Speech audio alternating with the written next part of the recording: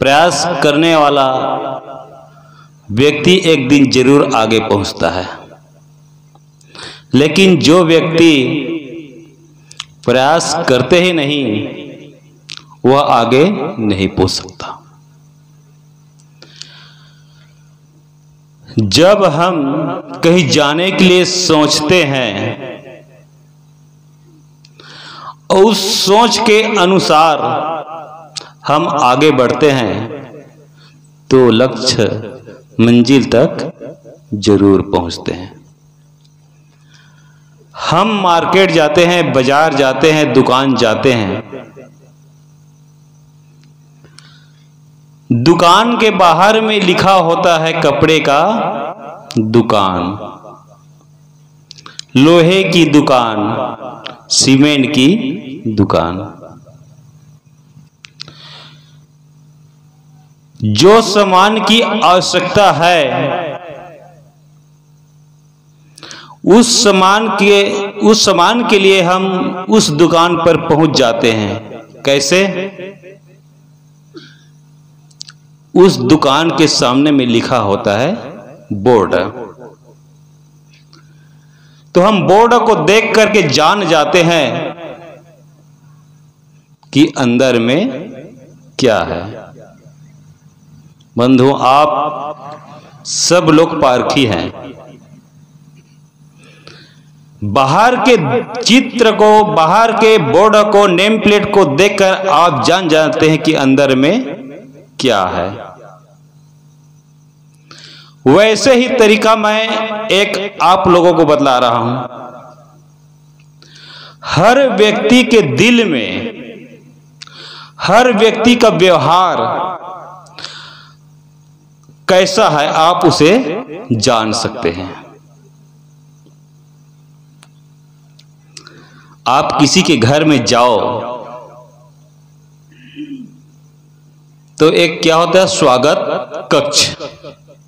प्राय सभी के घर में एक ऐसा कक्ष बनाते हैं जिसे हम स्वागत कक्ष कहते हैं।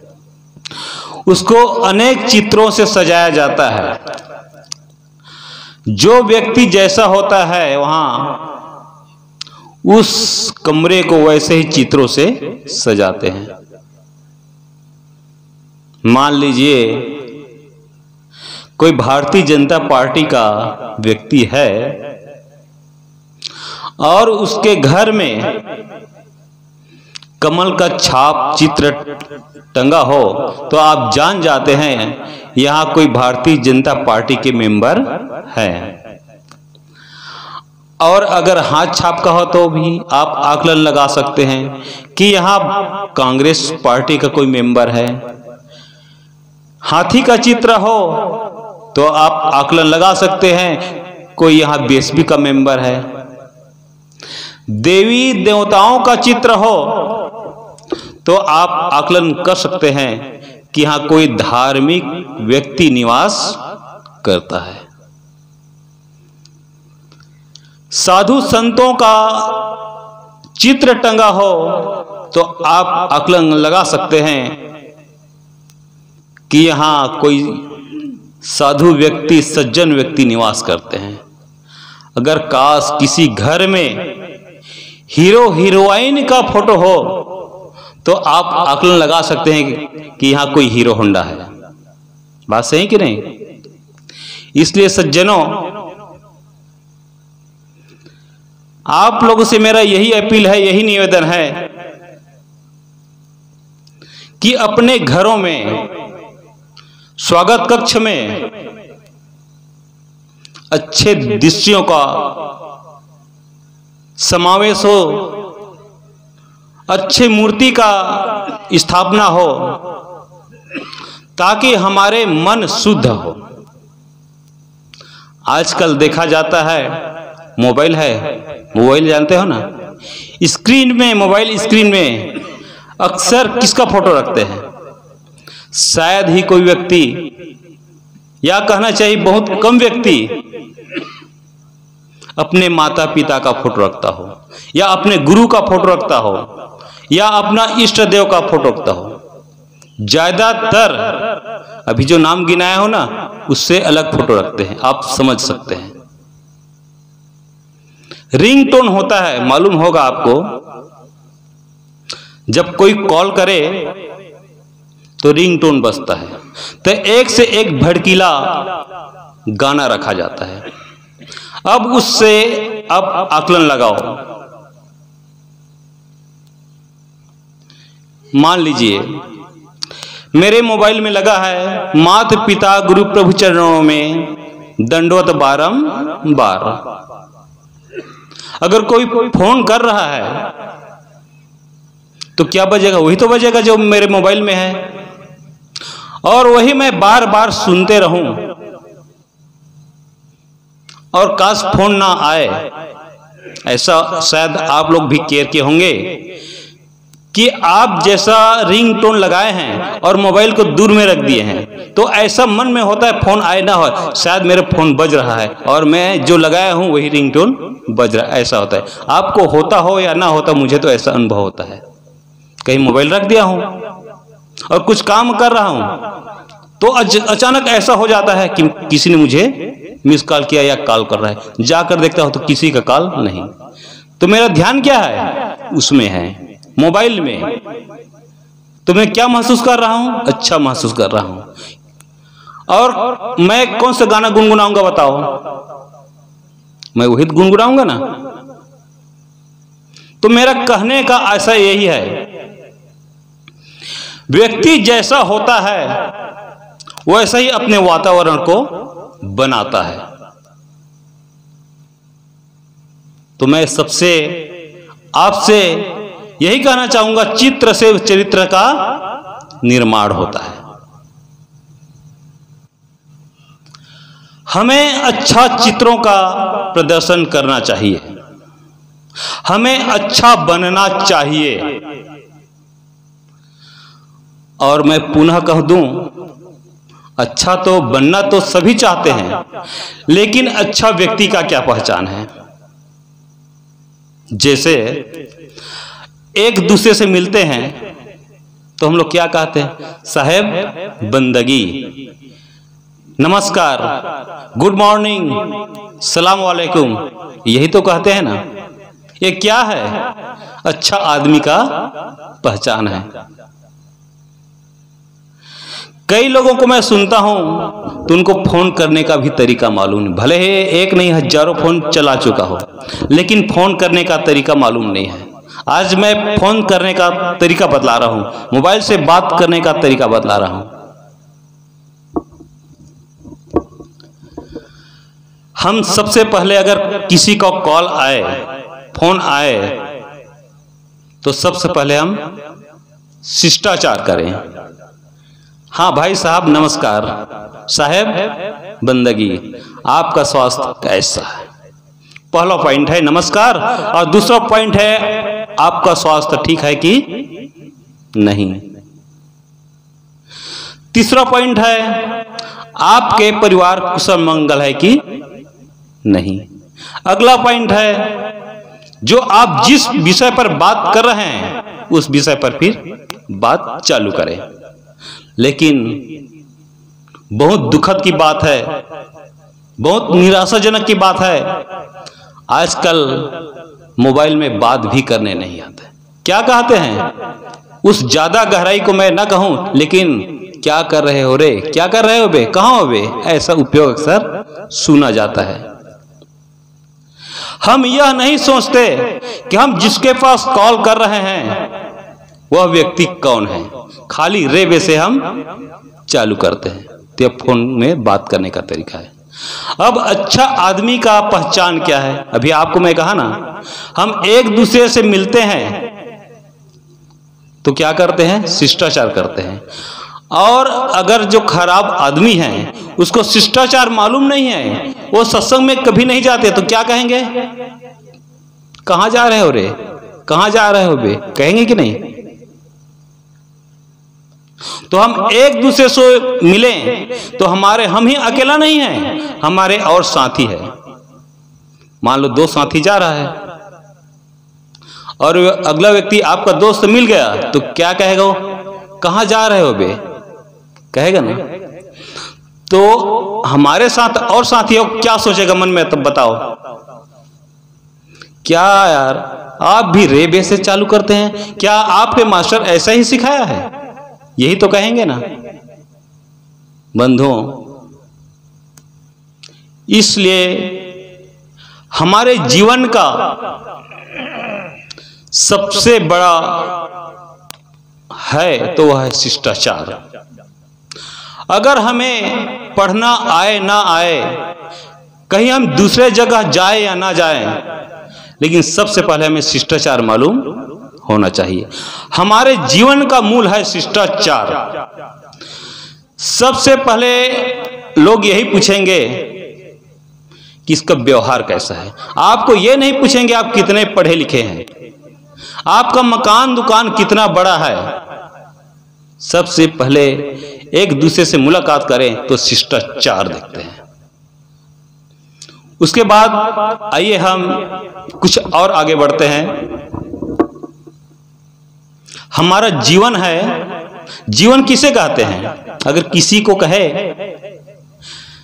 कि जीवन क्या है, तो जो सत्संगी भाई है ना वो तो बतला देंगे जरूर जीवन क्या है। लेकिन जो सत्संगी नहीं है वो क्या कहेगा? आप देख नहीं रहे हैं, जो जी रहे हैं वो तो जीवन है। जो जी रहे हैं वही जीवन है। तो जीवन देखा जाए तो अन्य प्राणी भी जीते हैं, अन्य प्राणी भी खाते पीते और रहते हैं। वास्तविक जीवन कहा जाए तो हम इसको इस तरह से कह सकते हैं। इसका कुछ पॉइंट है जिसको हम लोग सुदृढ़ जीवन कह सकते हैं, मजबूत जीवन कह सकते हैं, ओरिजिनल कह सकते हैं। और यह पॉइंट जो आपको मैं बतलाने जा रहा हूं, अगर एक भी गलत है तो हमारा जीवन अधूरा माना जाएगा। पहला पॉइंट है हमारा स्वास्थ्य अच्छा होना चाहिए। हमारा स्वास्थ्य अच्छा है तो हम कहीं सत्संग में, कहीं भजन में, कहीं तीर्थाटन में, कहीं दान दक्षिणा देना हो तो हम वहां आ और जा सकते हैं। हम किसी का उपदेश सुन सकते हैं और किसी को उपदेश दे सकते हैं। कब? जब हमारा स्वास्थ्य अच्छा है तब। तो सबसे पहले मैं यही कहना चाहूंगा कि हमारा स्वास्थ्य ठीक हो। अगर हमारा स्वास्थ्य ठीक नहीं है तो हमारे साथ साथ अन्य सदस्यों का भी स्वास्थ्य खराब हो जाता है। बात सही कि नहीं? हमारे साथ साथ अन्य सदस्य भी परेशान हो जाते हैं। तो पहला मैं कह रहा हूं कि इस जीवन का, सुदृढ़ जीवन का, मजबूत जीवन का, असली जीवन का हमारा स्वास्थ्य अच्छा होना चाहिए। जैसे आप लोग चारपाई देखे हैं, अगर चारपाई का एक पाया टूट जाए तो आप लोग क्या कहेंगे? ये खाट टूट गया है, ये ओरिजिनल नहीं है, सही नहीं है, इसका सुधार किया जाए, सुधार करवाओ, यही तो आप भी कहेंगे नहीं? तो हमारे जीवन का चार खंभा पाया वह है, पहला है स्वास्थ्य, अच्छे स्वास्थ्य होना चाहिए। इसलिए कहा गया, सुने होंगे आप, प्रथम सुख निरोगी काया और दूसर सुख घर में माया। बंधुओं, दूसरा सुख है हमारे पास कुछ पूंजी होना चाहिए, और इतना भी ज्यादा पूंजी नहीं होना चाहिए कि हमारे ऊपर डाका पड़ जाए और हमारा उसी में जीवन चला जाए। पैसा को हम ऊपर नहीं ले जा सकते बंधुओं, लेकिन बहुत ज्यादा संपत्ति है ना, तो पैसा भले ही हमें ऊपर ले जा सकता है। पैसा हमें ऊपर ले जा सकता है, लेकिन हम पैसा को ऊपर नहीं ले जा सकते। इसलिए कहा गया है, मैं भी भूखा न रहूं साधुन भूखा जाए। तो हमारे पास उतना पूंजी होना चाहिए कि हमारा भी पेट भर जाए और कुछ उस पूंजी से हम दान दक्षिणा भी कर सकें। यह दूसरा पॉइंट है। तीसरा पॉइंट बदला रहा हूं, हमें आध्यात्मिक होना चाहिए।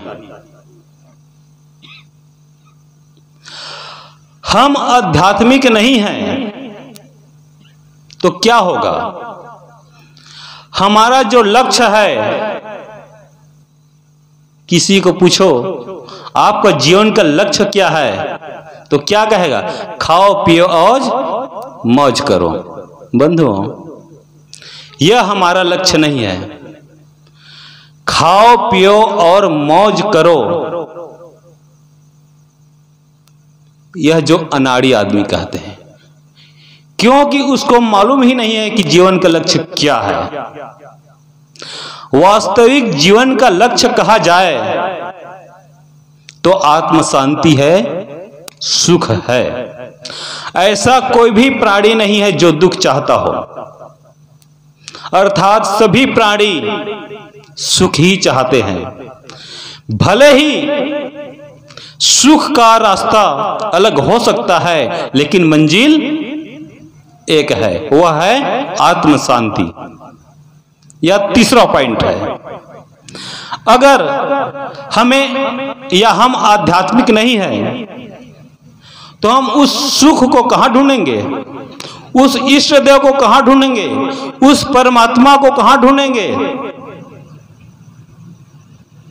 जिसे हम मानते हैं? ईश्वर, गॉड, परमात्मा, उसको कहां ढूंढेंगे? ईश्वर पाने के लिए, भगवान पाने के लिए व्यक्ति अमरनाथ जाता है, काशी जाता है, द्वारका जाता है, मथुरा जाता है, वृंदावन जाता है कि मुझे कहीं भगवान मिल जाए। अगर मान लिया जाए भगवान यहां उपस्थित हो गया तो आप क्या चाहेंगे?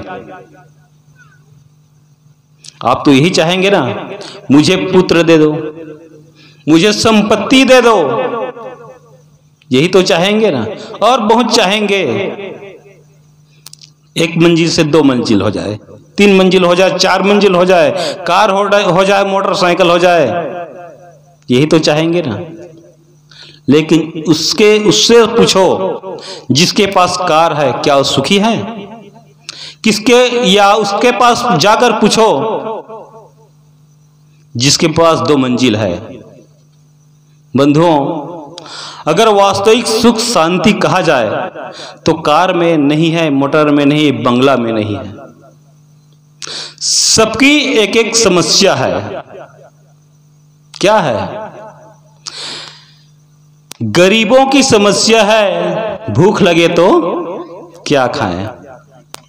गरीबों की समस्या है भूख लगे तो क्या खाएं, और अमीरों की समस्या है क्या खाएं तो भूख लगे।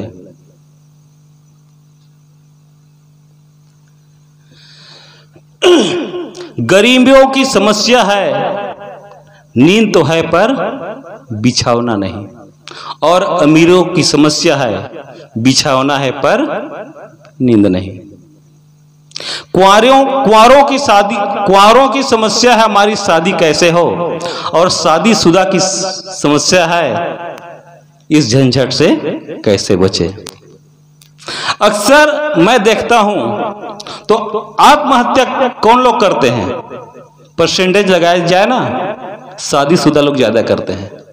आप परसेंटेज लगा लीजिए, चाहे इस गांव में हो चाहे कोई भी गांव में हो, कुंवारे लोग बहुत कम आत्महत्या करते हैं, शादीशुदा लोग ज्यादा। क्योंकि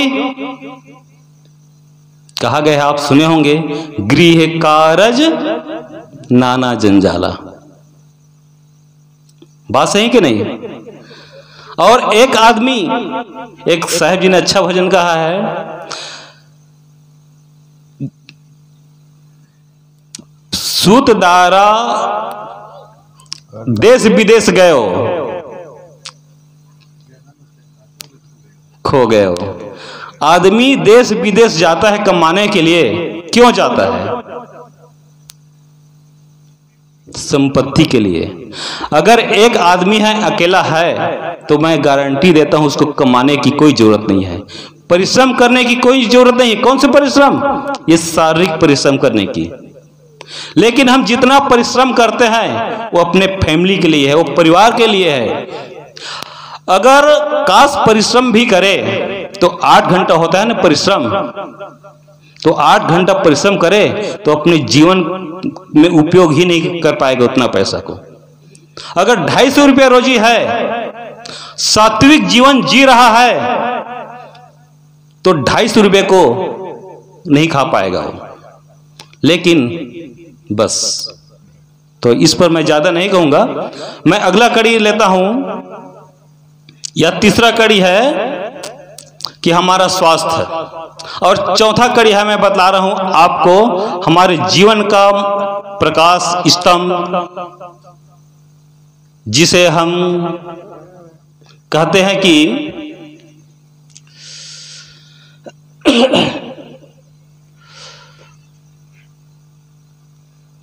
पहला पॉइंट मैं बतलाया स्वास्थ्य, दूसरा पॉइंट बतलाया धन, तीसरा पॉइंट बतलाया अध्यात्म, और चौथा पॉइंट बतला रहा हूं वो है व्यवहार।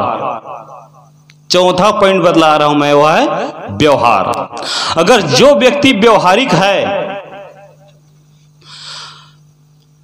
उस व्यक्ति का सम्मान गांव में हो, घर में हो, शहर में हो, मंदिर में हो, मस्जिद में हो, जहां कहीं भी हो, उसको कहीं भी तकलीफ नहीं होगा। तो मैं यही चाहूंगा, यही कहना चाह रहा हूं, हर आदमी को व्यवहारिकता होना चाहिए।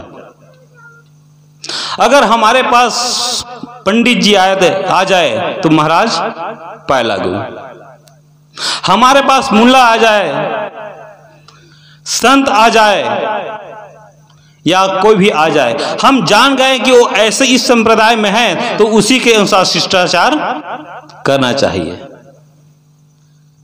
हम घर में जाएं तो बड़ों का सम्मान करना चाहिए। मैं मुख्यतः बतला रहा हूं, हमें सीखने का मौका बचपन से मिलता है। शिष्टाचार संस्कार कहां मिलता है? बचपन से मिलता है। और हम बच्चों को वही बात सिखलाएं जो हम स्वयं कर रहे हैं।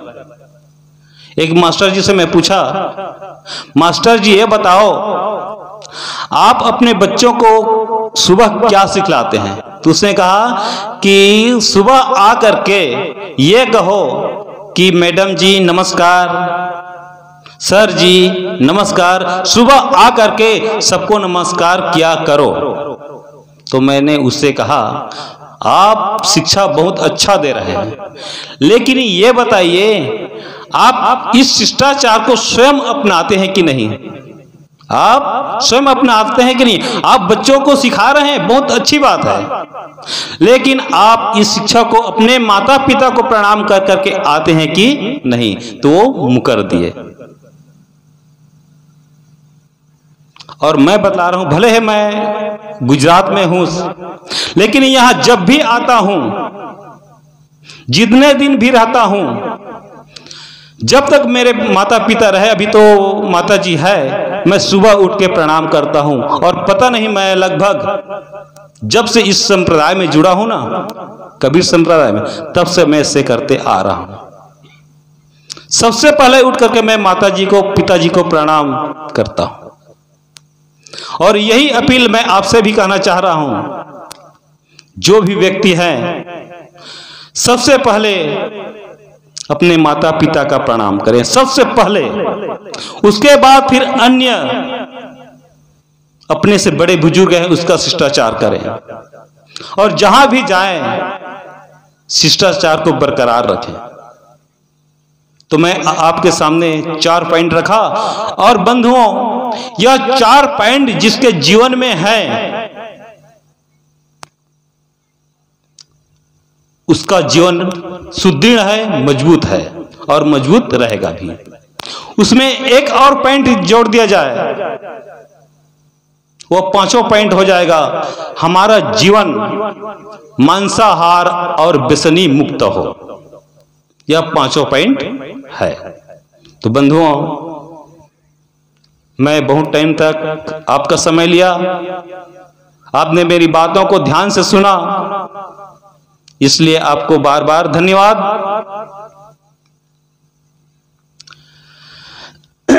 सुबह होती है, शाम होती है, जिंदगी यूं ही तमाम होती है। बंधुओं, आज हम आपसे बात कर रहे हैं, पता नहीं कल रहेंगे या ना रहेंगे, इसलिए आप सबको मेरा बंदगी नमस्कार। साहेब बंदगी, साहेब बंदगी, साहेब बंदगी।